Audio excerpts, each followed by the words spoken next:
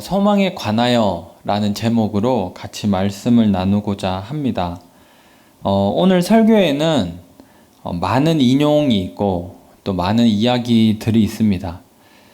제가 느끼기에도 좀 과하다 싶기는 한데 그래도 잊어버릴 건 잊어버리시고 또 마음에 와 닿는 건 또 적기도 하면서 우리가 같이 들으면 좋을 것 같습니다. 아무쪼록 많은 인용과 이야기가 있지만 우리가 믿는 소망에 대해서 다시 한번 생각해 볼 수 있는 시간이 되었으면 좋겠습니다.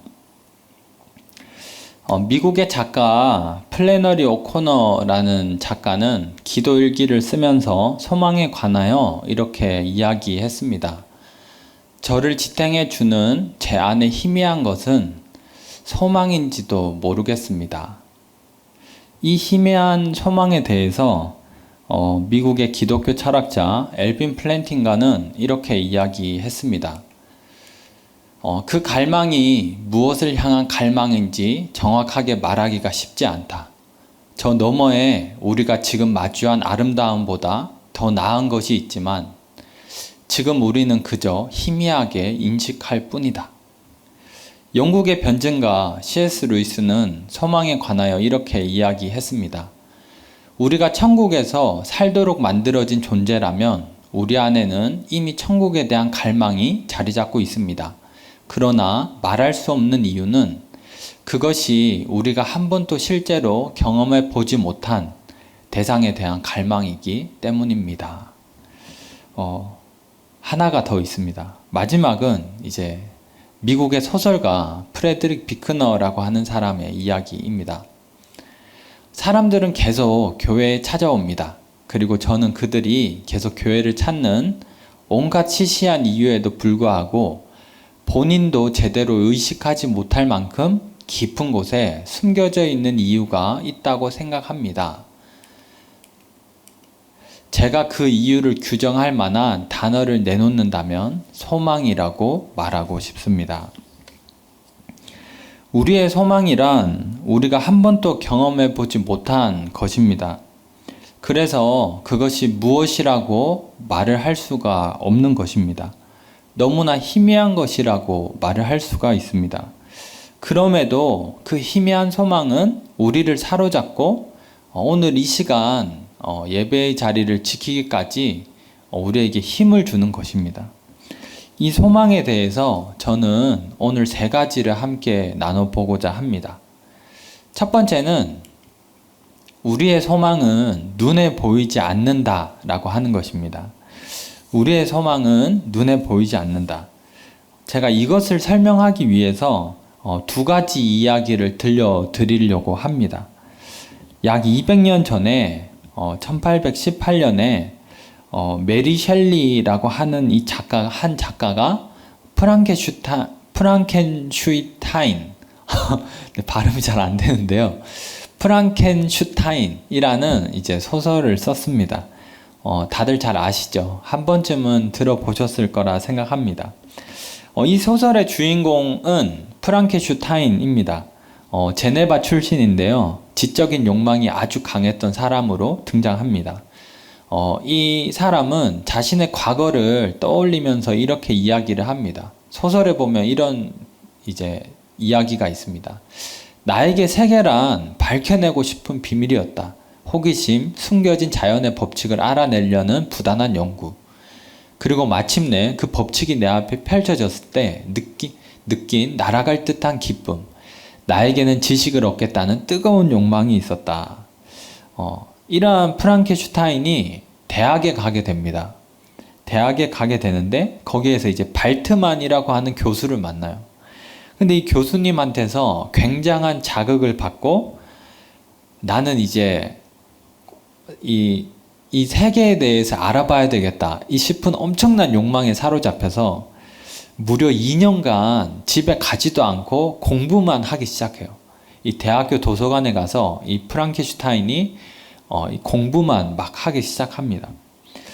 근데 특별히 관심을 가졌던 건 이 생명의 원리입니다. 그래서 해부학도 공부하고 인체가 어떻게 소멸되는가 하는 것들을 공부하다가 갑자기 빛이 이제 프랑켄슈타인한테 오는데 생명이 없는 것에 생명을 부여하는 원리를 깨닫게 됩니다. 이렇게 표현이 되어 있는데요. 마침내 암흑한 가운데서 갑작스러운 빛이 내게 쏟아졌다. 마침내 발생과 생명의 원인을 밝혀낸 것이다. 아니, 그 이상으로 생명이 없는 것에 움직임을 부여하는 능력을 가지게 되었다. 이렇게 생명의 원리를 깨달아 버린 거예요. 대학교에서 2년간 공부만 하다가. 그래서 이 지식으로 무엇을 할까 하다가 키가 2m 40이 되는 이 거대한 존재를 만들어 봐야 되겠다. 생명을 한번 부여해 봐야 되겠다 라고 생각합니다. 그래서 몇 달간 재료를 구하고 몇 달이 지나서 드디어 생명이 없는 것에 생명을 탁 불어넣게 돼요. 그리고 괴물이 탄생하게 됩니다. 그 순간에 모든 것이 뒤바뀌는데 이렇게 표현합니다. 가장 중요한 대목인데요. 나는 2년 가까운 시간을 생명 없는 육체에 생명을 불어넣으려는 하나의 목적을 위해 열심히 일했다. 그것을 위해 휴식과 건강도 포기했다. 상상도 못할 만큼 그것을 갈망했다. 그러나 그 모든 것을 끝낸 지금 아름다운 꿈은 사라지고 숨막히는 공포와 역겨움이 엄습해왔다. 그렇게 오랜 기간 내 양식이자 즐거운 휴식이던 꿈이 이제 지옥이 되어버렸다. 너무나도 한순간에 철저하게 바뀌어 버린 것이다. 라고 표현이 되어 있습니다. 여기서 주목할 만한 표현은 그 모든 것을 끝낸 지금 아름다운 꿈은 사라지고 공포와 역겨움이 엄습해 왔다 라고 하는 것입니다. 정말 갈망하던 것을 손에 가지는 그 순간 모든 것은 바뀌어서 아름다운 꿈이 지옥이 되어버렸다 라는 것입니다. 조금 더 간단하게 표현을 하자면 원하는 것을 손에 쥐었지만 그것을 손에 쥐는 순간 내가 원하던 건 이게 아니었는데 라고 했다는 것입니다. 여기가 첫 번째 이야기고요. 두 번째 이야기는 우리가 잘 아는 스티브 잡스 이야기입니다. 1984년 1월 24일에 매킨토시라는 이 최초의 개인용 컴퓨터가 이제 스티븐 잡스가 만들게 됩니다. 사람들이 많은 관심을 가졌습니다. 개인용 컴퓨터라니 대단하다. 그리고 한 기자가 시장 조사를 어떻게 했길래 개인용 컴퓨터를 만들 생각을 했냐라고 물어봤습니다. 그러니까 당시에는 컴퓨터는 이제 전문가들만 쓰는 기계였지 일반 가정에서 쓰는 기계는 아니었기 때문에 어떻게 개인용 컴퓨터를 만들 생각을 했냐, 시장 조사를 어떻게 했길래 이렇게 만들 수가 있었냐 물어보니까 그때 이 기자에게 스티븐 잡스가 이렇게 이야기를 합니다. 알렉산더 그레이엄 벨이 시장 조사 같은 걸 하고 전화를 발명했습니까? 이렇게 굉장히 시니컬하게, 물론 저는 따뜻하게 얘기했지만 시니컬하게 대답을 했습니다. 그리고 죽기 전에 이런 글을 남기는데요. 고객들에게 그들이 원하는 것을 주어야 한다고 말하는 사람들이 있다. 하지만 그건 내 방식이 아니다. 우리의 일은 고객이 욕구를 느끼기 전에 그들이 무엇을 원할 것인가를 파악하는 것이다. 사람들은 직접 보여주기 전까지는 자신이 무엇을 원하는지 모른다 라고 합니다. 한마디로 잡스는 시장 조사를 하지 않고 자신이 고민한 후에 어떤 제품을 내어놓았을 때 사람들은 그제서야 그렇지, 이게 내가 원하던 거였지 라고 말을 했다라고 하는 것입니다. 제가 얘기했던 두 가지 이야기를 한번 비교를 해보자면 소망의 서로 다른 어떤 두 가지 모양을 보여줍니다. 하나는 자신이 원하는 것이 분명합니다. 내가 원하는 것이 분명하지만 원하는 것을 딱 가지는 순간 이건 내가 원하던 것이 아니었는데, 이렇게 소망을 대하는 태도가 있고, 또 다른 것은 자신이 원하는 것은 모르지만 무엇인가 원하는 것을 딱 가지는 순간 그렇지, 이게 내가 가지고 싶었던 거지, 내가 원하던 거지 라고 말하는 게 있다는 것입니다. 세상의 소망은 첫 번째 소망입니다. 어떤 사람들은 돈을 많이 가지고 싶다는 명확한 목표를 가지고 있습니다. 내가 원하는 것이 뭐냐? 돈이다. 이렇게 분명하게 내가 가지고자 하는 게 있습니다. 그렇지만 결국에는 그것을 손에 쥐는 순간, 내가 이러려고 진짜 돈을 원했었나? 라고 말을 하게 된다는 것입니다. 예술가들은 멋진 작품을 얻기 위해서라면 내가 미쳐도 괜찮다라고 생각하는 사람들이 많습니다. 우리가 보기에 뭐 이게 예술이지? 하는 것들은 대부분 자신이 미쳤다고 생각하는 사람들에게서 나온 예술이라고 해도 과언은 아닙니다.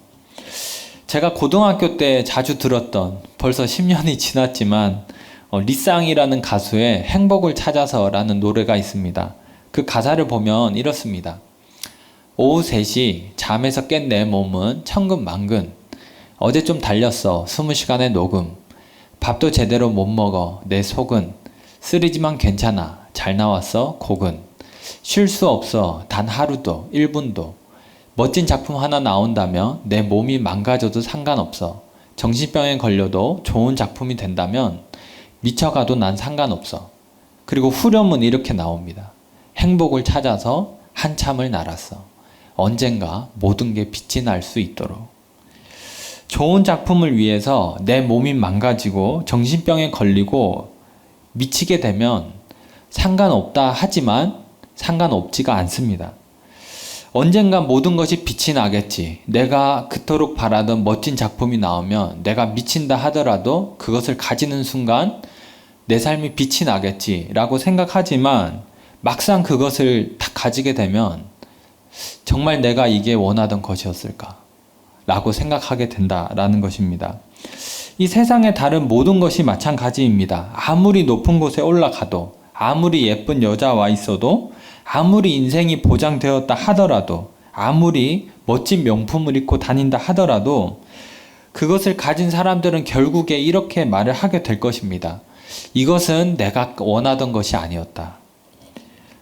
영화배우 짐 캐리는 이렇게 이야기를 했습니다. 저는 여러분들 모두가 부자가 되고 유명해져서 꿈꾸는 모든 것들을 할 수 있기를 바랍니다. 그러면 그게 정답이 아닌 것을 알게 될 것입니다.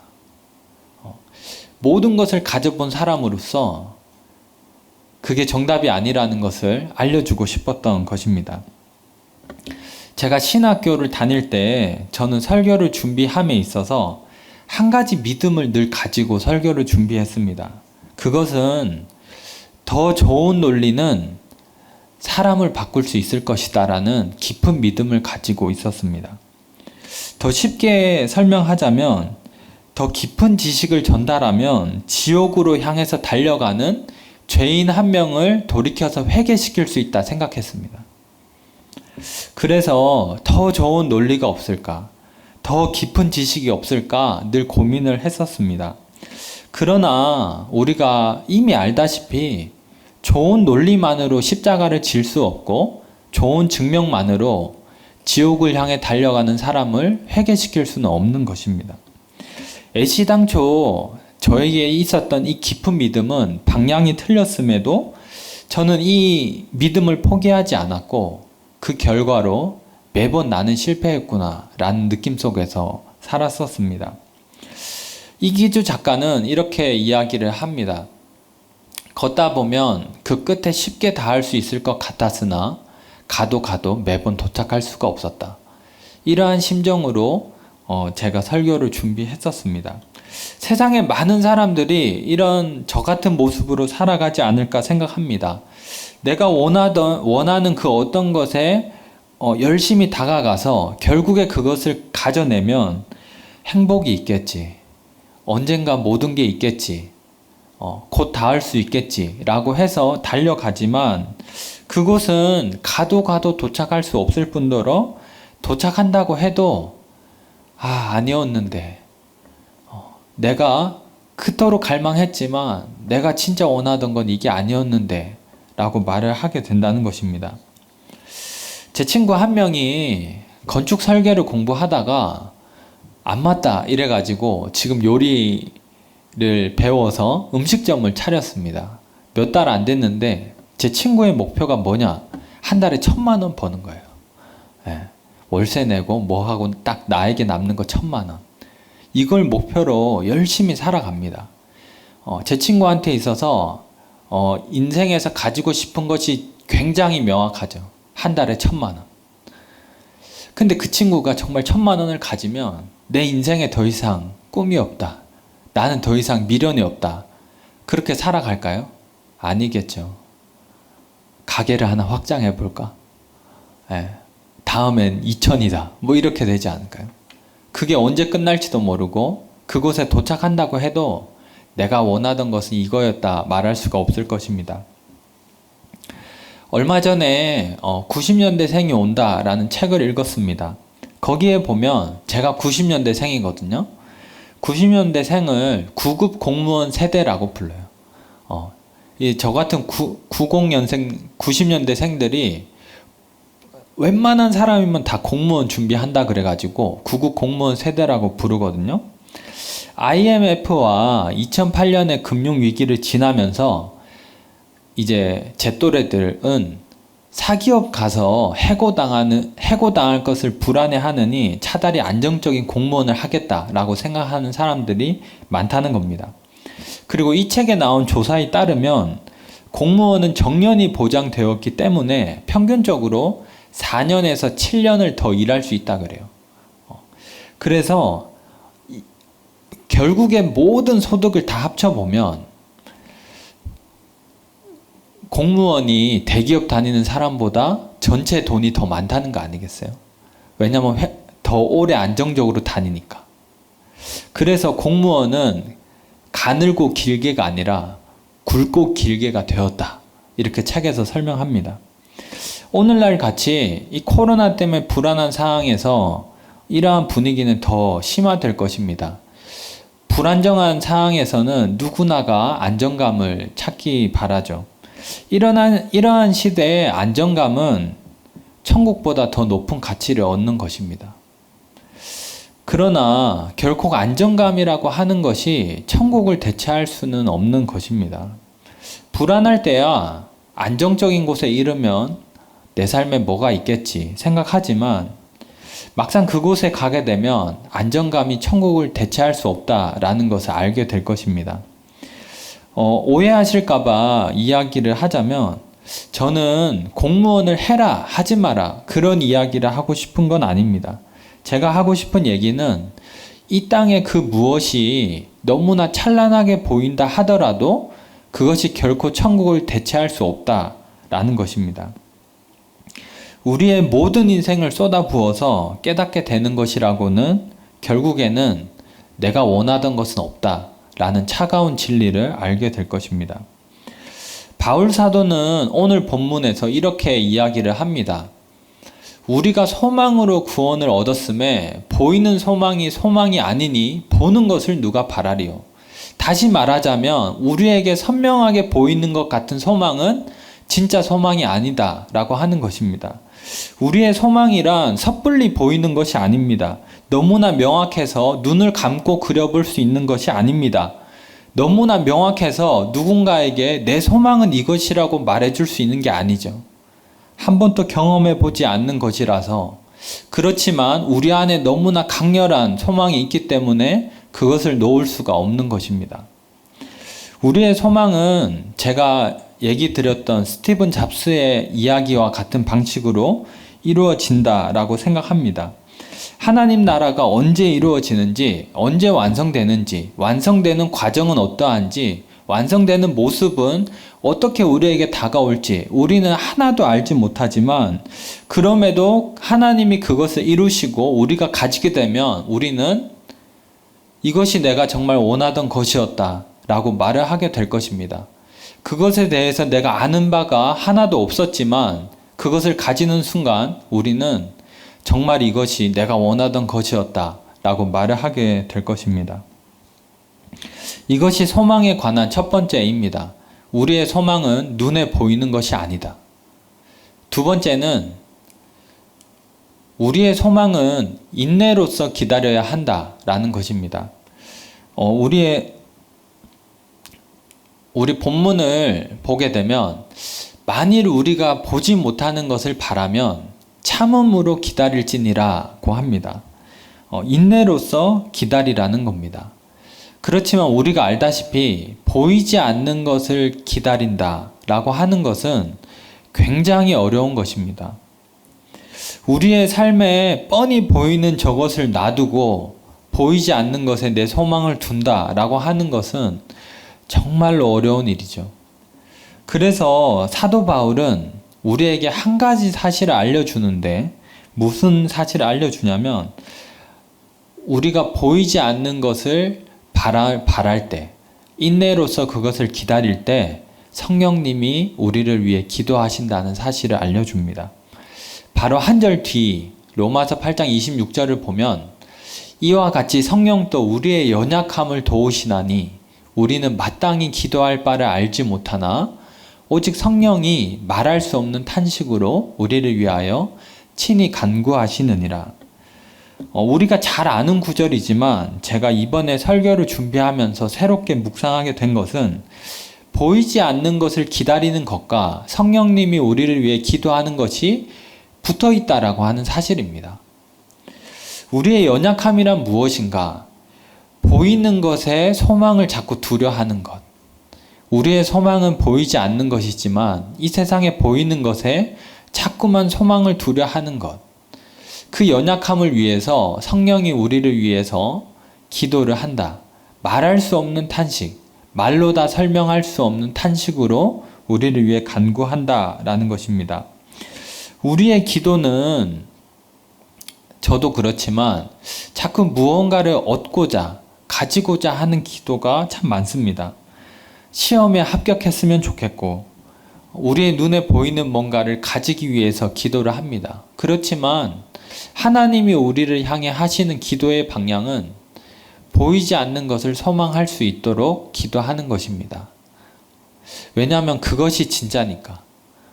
하나님이 완성하시고 우리에게 주어질 때 내가 진짜 원하던 것이 이거였구나 라고 말할 수 있는 진짜니까 하나님이 우리를 위해서 기도하시는 겁니다.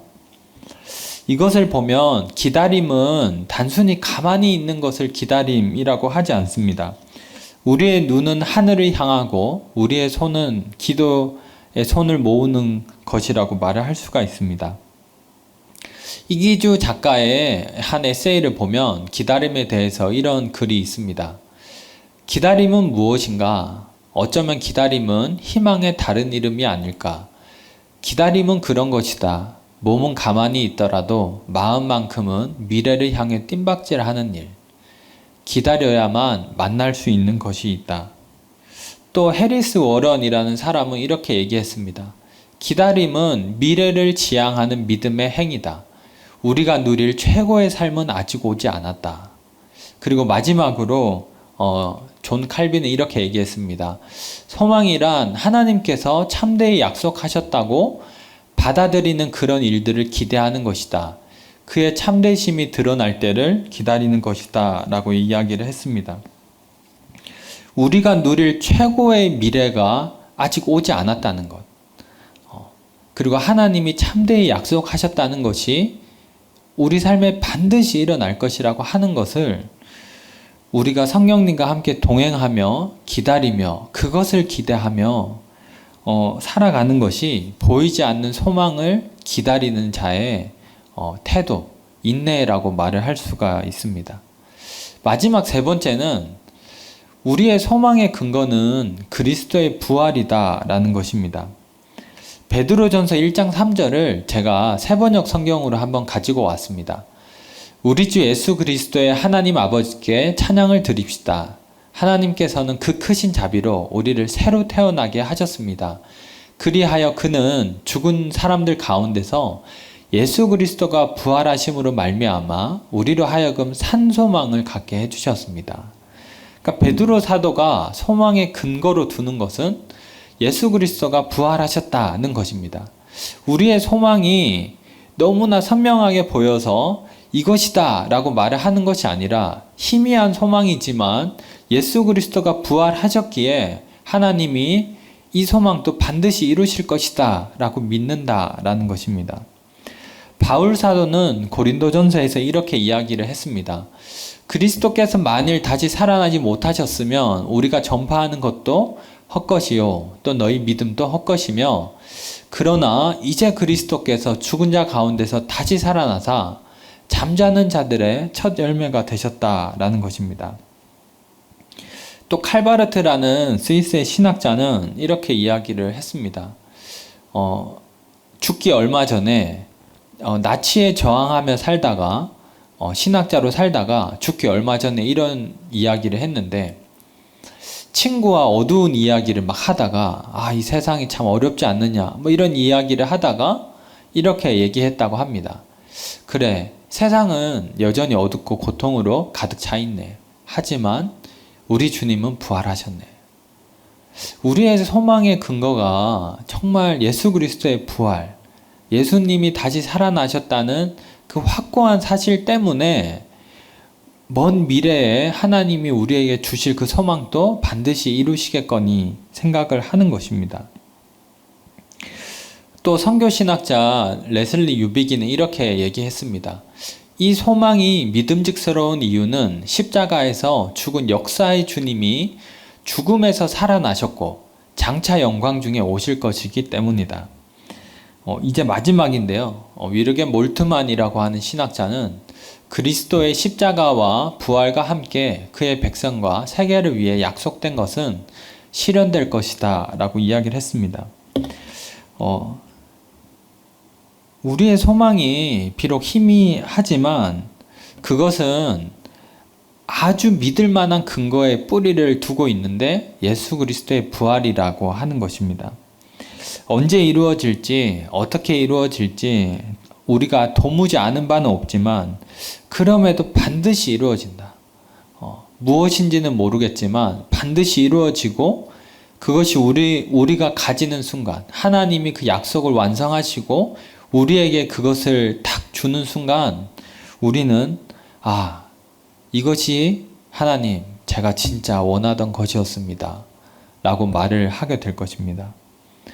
정리를 하겠습니다. 오늘 세 가지를 함께 나누었습니다. 첫 번째는 우리의 소망은 눈에 보이는 소망이 아니다. 그럼에도 그것을 가지는 순간 정말 내가 원하던 것이었다 라고 말을 할 수 있는 소망이다 라는 것입니다. 두 번째는 보이지 않는 소망을 가진 사람의 자세는 기다림, 인내라는 것입니다. 인내라고 하는 것입니다. 거기에는 성령님의 간구가 함께 하신다.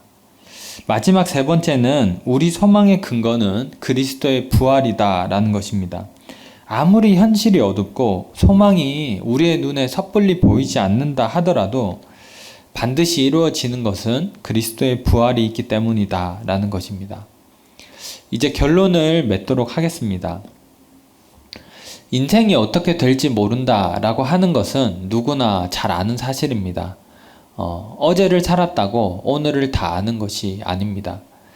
그리고 코로나 때문에 다시 한번 그것이 증명되었다라고 말을 할 수가 있습니다. 우리가 알다시피 코로나, 누구나가 다 코로나로 인해서 몇 달 만에 이 세계가 바뀌었습니다. 또 괜찮아지나 싶더니 다시 한번 똑같은 상황이 벌어졌습니다. 개인은 개인대로 힘들고 세상은 세상대로 힘들고 교회는 교회대로 또 몸살을 앓고 있습니다. 코로나 이후에 무엇이 어떻게 바뀔지 아는 사람 아무도 없지만 그렇지만 한 가지는 우리가 확실해 보이는데 그것이 무엇이냐면 정말 이 세상에서 우리가 믿을 만한 것이 없구나. 저는 이 코로나가 주는 영적 교훈이 이것이라 생각하는데 이 세상에 어떤 것도 내가 기댈 수 있는 게 없구나. 언제든지 무너져 내릴 수 있고 언제든지 뭐가 갑자기 생겨서 바뀔 수 있는 게 우리의 인생이구나 하는 것을 알게 됩니다. 아무리 눈에 그럴싸해 보이는 어떤 것이라 하더라도 결국 다 가짜구나. 다 사라져버리고 마는 것이구나 하는 것을 느낀다는 겁니다. 근데 진짜가 있습니다. 우리한테는 곧 없어질 그런 게 아니라 우리는 진짜가 있습니다. 그것이 무엇이냐면 지금은 희미하지만 하나님이 반드시 이루실 그 일. 예수 그리스도의 부활로 확실하다고 말할 수 있는 그 일. 그래서 요한 칼빈은 이렇게 얘기를 합니다. 우리는 구원의 소망을 품으라는 하나님의 명령을 받았으니 감히 선한 소망을 가져야 하겠다. 우리의 삶이 힘들지만 소망을 가지시길 바랍니다. 우리의 삶이 어려워도 감히 선한 소망을 가지시길 바랍니다. 아, 내 인생 이제 뭐가 더 있겠어. 막 불안한 인생. 그런 가운데에서도 우리가 감히 선한 소망을 가졌으면 좋겠습니다. 하나님께서 우리에게 하신 그 명령, 소망을 가져라. 성령님이 우리를 위해서 기도해 주시고 예수 그리스도의 부활이 그것을 증거하고 우리가 도무지 안 믿을 이유가 없는데 왜 자꾸 우리의 소망은 무너져 가는가?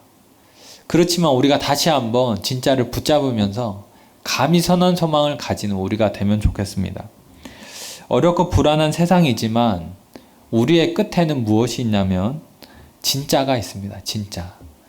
이 세상에서 가지는 순간 뭐야 이거 라고 말할 가짜가 아니라 가지는 순간 아, 하나님 정말 이것이 내가 원하던 것이었습니다. 하나님 안에서 내가 말은 못했지만 정말 꿈꾸던 것이었습니다.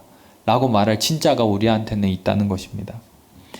이 진짜를 가지고 사는 우리가 되었으면 좋겠습니다.